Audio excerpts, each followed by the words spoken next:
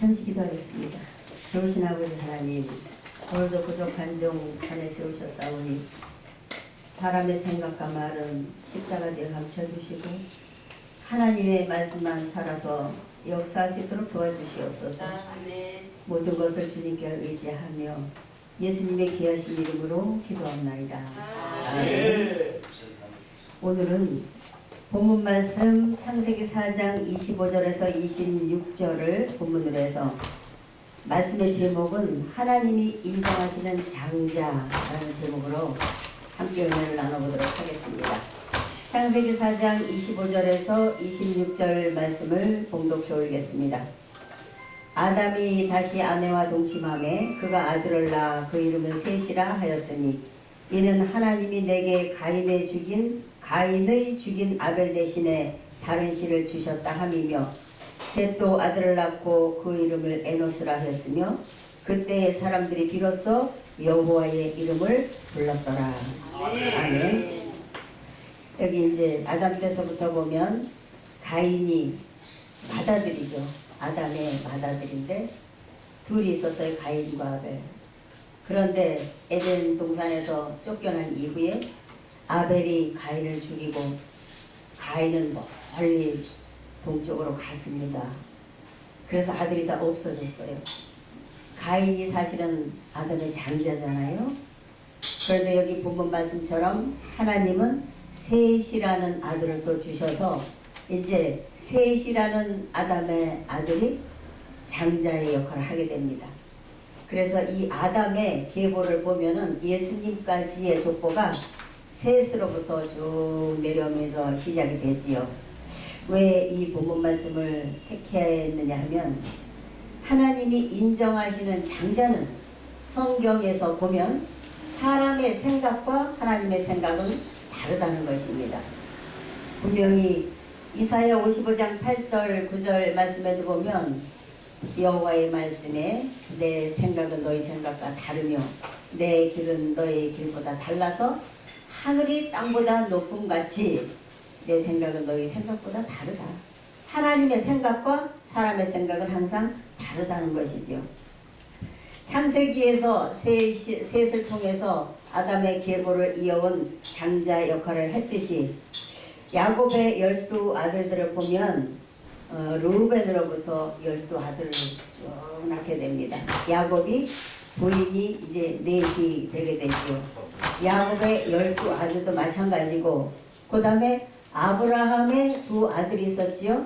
여러분들 잘 아시는 것처럼 에서와 야곱입니다. 에서가 쌍둥이로 낳지만 잠깐 먼저 나온 관계로 장자였었어요. 에서는. 그런데 그만 팥죽 한 그릇에 동생 야곱에게 장자의 직분을 팔아버리고 장자의 명분을 소홀히 했었다는 말씀이죠. 거기에 창세기 25장 22절에서 34절 보면 에서와 야곱에 대한 이야기가 잘 나오고 있으며 목사님들이나 성도님들이나 야곱과 에서에 관해서 모르는 사람은 한 사람도 없을 정도로 잘 아시는 내용입니다. 그런데 하나님께서는 에서는 미워하고 야곱은 사랑하셨다. 이런 말씀을 하시는 거예요. 왜 그러셨을까요? 에서의 마음보다 야곱의 마음이 하나님께로 향한 마음이 있었다는 거죠. 어떻게든지 장자의 축복권을 하나님께로부터 아버지 아브라함으로부터 받으려고 많은 노력을 했다는 거예요. 야곱이라는 이름은 원래 사기꾼이라는 뜻입니다. 아버지도 속이고 형도 속이고 그 장자권을 결국 빼앗아서 축복을 받지 않습니까? 그래서 장자는 에서였지만 그 장자권을 취득한 사람은 야곱이었다는 것이죠. 그래 야곱의 12아들 중에도 아들이 12이나 있었지만 하나님은 요셉을 들어서 쓰십니다.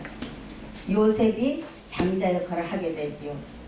흉년이 든 그 땅에 형들이 곡식을 사러 애굽으로 갔을 때에 자기네들이 그 미디안 장사꾼들한테 팔았던 요셉을 찾아가서 그 쌀과 식량을 사게 되는데 하나님은 이미 요셉을 소년 시절에 요셉을 고난의 길로 접어들게 합니다. 왜요? 우리 하나님의 계획은 하나님의 생각과 마음속에 다 계셨거든요. 그래서 요셉과 항상 함께 하시면서 꿈으로 보여주시고 꿈 해몽도 하게 하시고 요셉을 떠나지 않고 항상 함께 하셨기 때문에 결국은 요셉이 그 가족을 다 부양하고 고센 땅으로 인도해 드려서 아버지와 그 형제들을 다 봉양하고 장자의 역할을 하는 것을 볼 수가 있습니다.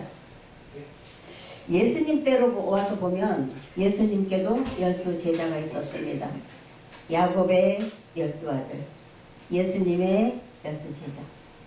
그리고 이에 보면 베드로가 가장 장자 역할을 잘 한 것처럼 성경에 나와 있습니다. 큰 형의 역할을 한 것으로 나와 있습니다. 그런데 결국 요한계시록에 가서 보면 주님이 가장 사랑하였던 그 제자는 요한이라고 나와 있어요.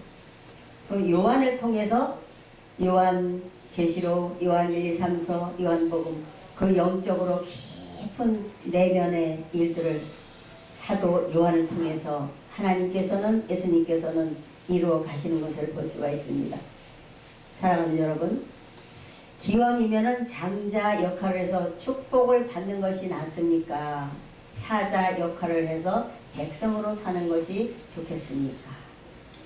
오늘을 살아가는 우리는 지나간 이 시대를 거울과 경계를 삼아서 무엇을 성경은 우리에게 말씀을 해 주시는가? 우리 지금 살아가는 이 현 시대는 우리에게 맞는 신앙을 해야 됩니다. 우리에게 맞는 일용할 양식을 먹어야 됩니다. 주님께서 말씀하실 때에 무화과 나무 잎이 연하여지면 여름이 가까운 줄 알라. 그러면 내가 곧 너희 문 앞에 이른 줄 알라. 그 말씀을 마태복음 32절서부터는 하고 계십니다. 24장 32절. 그 말씀은 마태복음 24장 29절부터 31절 말씀이 이루어진 후에 그런 말씀을 하시는 거예요. 내가 곧 이 땅에 다시 재림하여 올 때는 이러한 일이 있을 것이다. 마태복음 24장 1절에서부터 보면 31절까지의 그 말씀.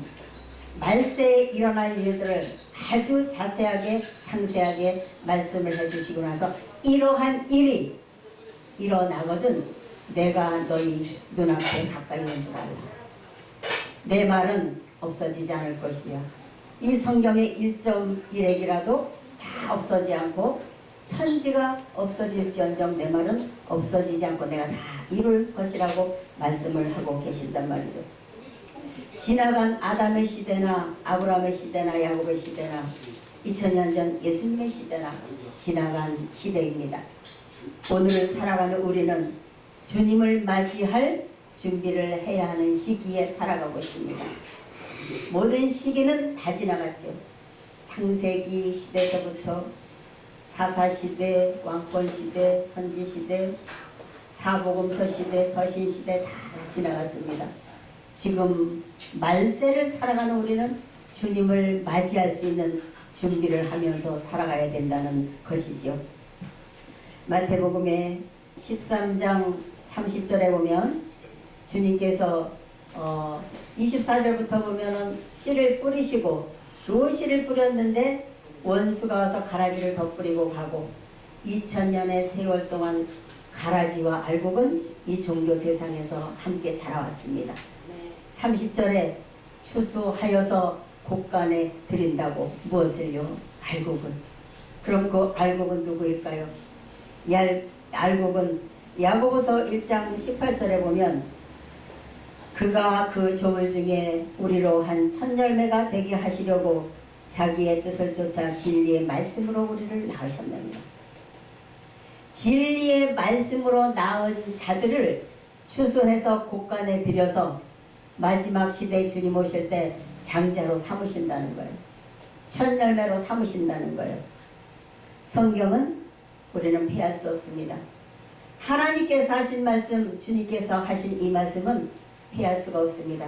왜냐고요?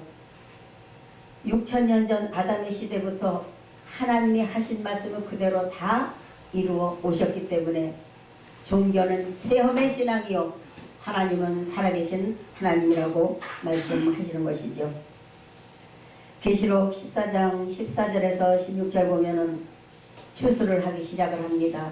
누가 와서요? 천사가. 그래서 알곡은 곳간에 드리는데 그 추수하는 자는 진리의 말씀으로 우리 마음 생각에 입맞은 자들, 생각과 마음에 하나님의 말씀을 기록한 자들을 데리고 간다는 말씀입니다. 오늘날 장자로 하나님께서 지목하는 사람들, 장자로 데리고 가는 사람들은 분명히 성도들의 마음에, 목자들의 마음에 하나님의 말씀으로, 진리의 말씀으로 생각과 마음에 기록한 자를 데리고 간다고 말씀하고 계십니다. 이 엄청난 하나님의 6천년의 역사 동안에 이루어진 이 말씀들을 단 10분에 증거할 수는 없습니다. 그러나 이 장자의 명분이라는 것, 하나님이 인정하시는 장자의 역할은 과연 누구인가에 대해서 지금 잠깐 살펴보는 것이기 때문에 줄거리만 말씀드리는 것이죠. 그 진리의 말씀으로 낳은 천 열매들을 요한계시록 7장에 가서 보면 14만 4천이라고 나와요.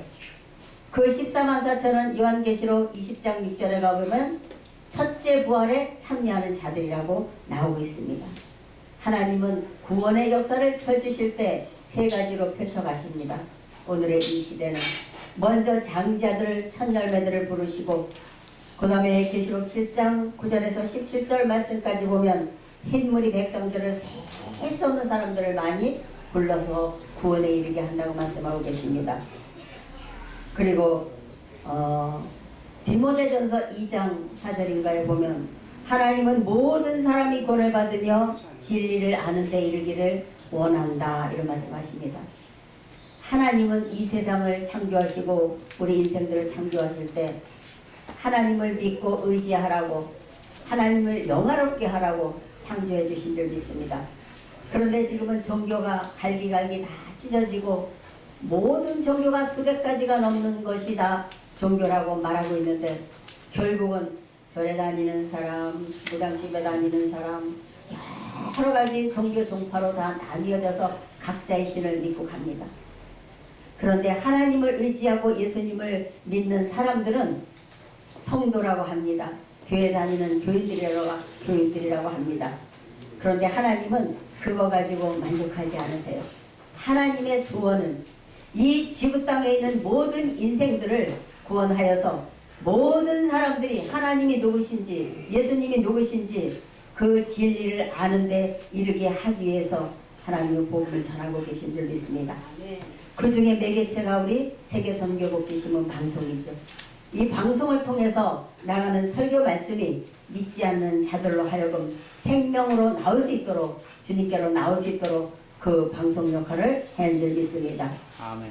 결론적으로 보면 요한계시록 22장 2절에 보면 만국을 소성시키신다고 말씀하고 계세요.